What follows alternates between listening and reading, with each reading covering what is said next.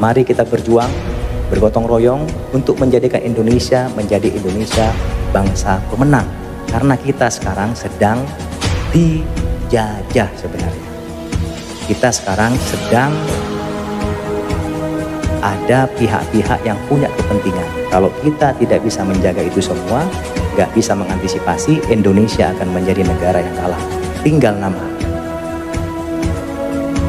Dan akhirnya NKRI Pak harus harga mati. Itu tidak boleh ditawar-tawar.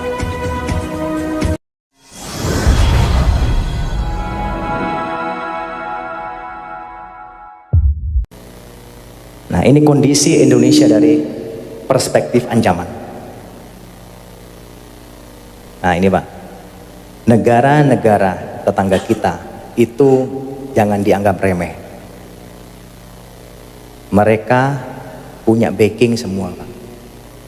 Indonesia dari dulu kita menamakan diri sebagai negara non-blok, tidak memihak kanan kiri.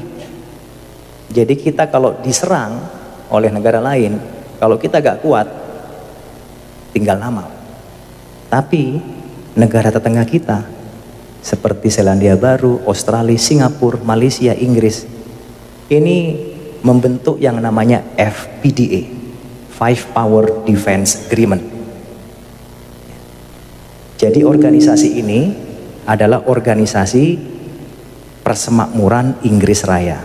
Kalau Malaysia misalnya diserang oleh negara lain, maka 5 negara ini juga akan membantu. Kalau Singapura perang sama kita Pak, bukan hanya Singapura yang menyerang kita, tapi 5 negara ini akan menyerang kita juga. Makanya mereka bergaya Pak, gak takut. Malaysia sudah mencaplok Sipadan Ligitan, kalah kita. Nah ini di belakangnya banyak nih, ada Selandia Baru, ada Australia, ada Inggris, kalah. Sipadan Ligitan lepas ke Malaysia. Ini Pak, Sipadan Ligitan, Blok Ambalat, ini Malaysia. Singapura yang negaranya kecil ya, sebesar kota Malang, dia berani-beraninya Pak melaksanakan reklamasi pantai ke arah kita. Berani-beraninya dia tidak setuju menolak nama KRI Usman Harun. Apa hubungannya? Kok berani negara kecil? Ya berani karena ini Pak di belakangnya. Indonesia takut. Tapi kemarin Indonesia sempat tegas. Oh nggak peduli. Bagi saya Usman Harun itu adalah pahlawan. Bagi Anda mungkin ya silakan. Pemberontak kami gak ada urusan. Tapi bagi kami Usman Harun adalah pahlawan. Nah itu hebat. Berani kita. Akhirnya tetap mereka tidak ngungkit-ngungkit lagi. Nah ini Pak, ini salah satu bukti negara kecil kok berani gitu loh ke Indonesia. Kurang ajar gak kira-kira? Ngelama dia. Lawan Malang aja Arema gak berani. Lawan Indonesia ya kurang ajar. Australia Pak. Nah, menyadap pejabat tinggi kita, disadap. SBY ya, bayangkan ini negara tetangga kita, jangan dianggap remeh, ini bisa berbahaya kepada kita Pak. Ini skenario Pak, bayangkan ini sudah mulai disetting, diskenariokan. Tiongkok nanti akan mendapat bagian Kalimantan. FPDA, Australia semua tadi itu, Inggris, Malaysia, Pulau Sumatera dan NTT. Pulau apa ini Pak? Sulawesi itu nanti ISIS Pak. Kemudian ini yang paling kaya raya ini. Ini punyanya Amerika Pak. Ini bayangkan Pak, kita sudah dibagi-bagi seperti itu. Makanya Panglima TNI Pak paling getol sekali. Beliau menyampaikan masalah wawasan kebangsaan. Kalau negara kita, masyarakat kita tidak kuat Pak, seperti sekarang ini, mudah dihasut, diprovokasi, diadu domba, mereka akan mudah sekali Pak membagi-bagi kekayaan bangsa kita ini. Nah, ini sudah ada desain dari luar, Yang jelas biar Bapak semua mengetahui. Ini mungkin orang nggak percaya, ya silakan nggak percaya nggak apa-apa. Tapi ini sudah melalui berbagai data, fakta, informasi yang akurat. Gak usah jauh-jauh Pak, Timur-Timur aja lepas. Apalagi yang sangat kaya. Banyak orang melirik Pak. Timur-Timur hanya sebagian kecil, ada celah timur di situ. Ini sudah banyak sekali yang mengincar. Apalagi Papua. Papua itu kita keruk aja Pak, sudah ada emasnya. Sekarang ada nambah lagi, ada uraniumnya.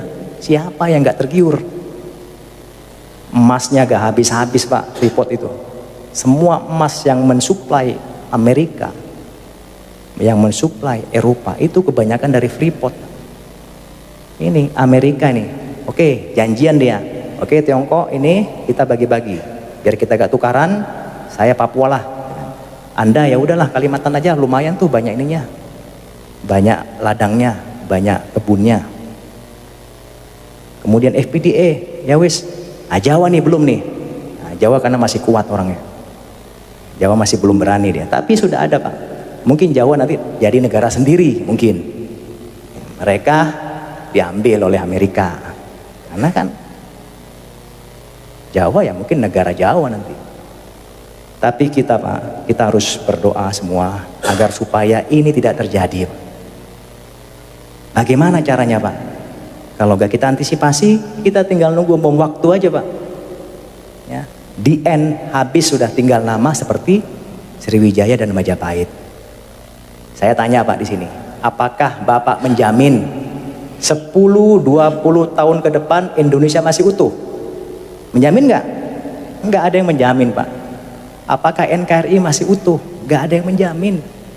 Uang Timur-Timur lepas, sudah bukan NKRI lagi, itu kurang satu dah. Nanti lepas-lepas semua tinggal negara Jawa. Ya udah, kita-kita aja di sinilah. Ya kan? Ini Pak. Kalau gak diantisipasi dengan baik, bisa terjadi Pak. Tidak ada yang tidak mungkin. Seperti dulu waktu masyarakat zaman Sriwijaya maupun zamannya Majapahit, oh gak mungkin Majapahit lepas hancur, kita kuat kok. Negara asing gak mungkin berani ke sini. Kita punya pasukan, bala tentara yang sangat hebat. Gak ada yang menyangka. Tapi negara asing lebih pintar Pak, diadu domba, diprovokasi, hancur dengan sendirinya.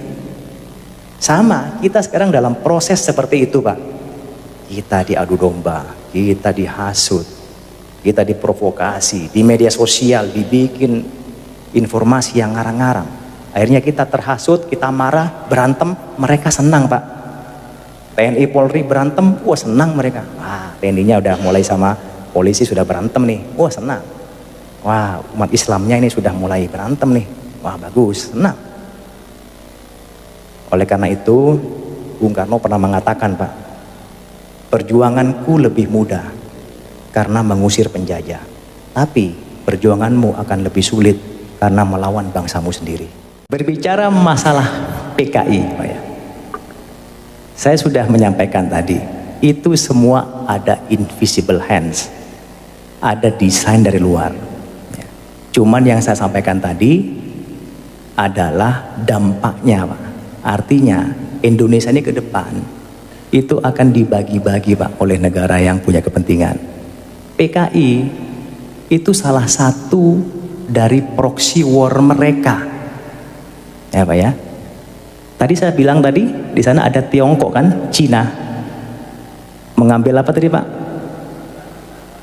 Apa? Kalimantan. Nah, ya disitulah mereka Pak menyebarkan proxy war-nya menggunakan invisible hand-nya. Salah satunya ya PKI tadi. Jadi itu merupakan desain yang kalau kita berpikir itu belum sampai pikiran kita Pak. PKI itu sengaja memang sekarang digambirkan lagi. Tujuannya apa? Yang tadi itu. Tiongkok punya kepentingan kepada bangsa Indonesia. Salah satunya biar kita, bangsa kita semakin carut marut, dimasukkanlah isu PKI. Dibuatlah PKI akan tumbuh lagi. Memang akan tumbuh betul. Kenapa? Kita tidak boleh memungkiri Pak.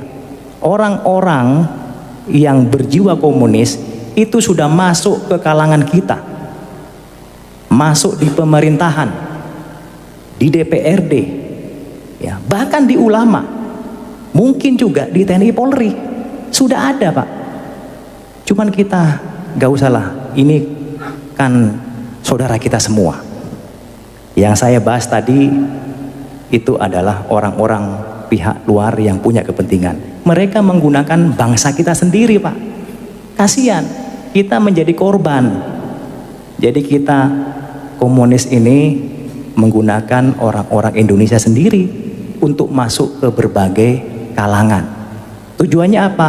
Misalnya dia masuk di pemerintahan, misalnya dia masuk di DPRD, sudah ada deal-deal. Nanti kalau Anda menjadi anggota dewan, kalau Anda menjadi pejabat Pemkot, tolong buat kebijakan yang menguntungkan saya. Nah, itu sudah ada deal-dealnya, Pak. Ya mungkin Bapak lebih tahu lah, gak usah saya bahas lebih lanjut, nanti tidak elok. Ya, itu sudah ada deal-dealnya. Jadi sengaja menggunakan pihak-pihak orang kita sendiri.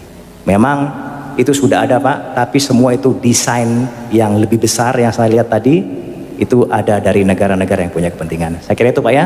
Terima kasih.